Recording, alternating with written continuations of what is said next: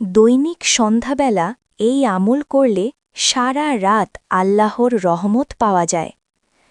মাগরিবের পর বা সূর্যাস্তের আগে বা পরে।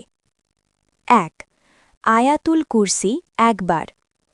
২ সূরা ইখলাস, ফালাক, নাস প্রতিটি সূরা ৩ বার করে পড়বেন। ৩ এই দোয়া একবার।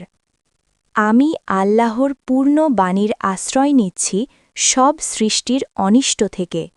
সহি মুসলিম। ৪ আল্লাহর গুণবাচক নাম পড়বেন।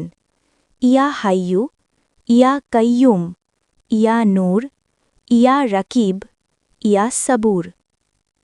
ভয়, দুঃস্বপ্ন ও শয়তানের কুমন্ত্রণা থেকে রক্ষা। ৫ নিজের ভাষায় দোয়া। হে আল্লাহ, আজকের রাত আমাদের জন্য নিরাপদ ও বরকতময় করুন।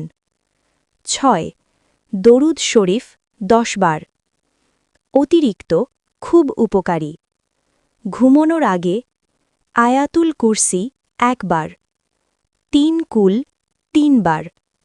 সারা রাত শয়তান থেকে হেফাজত।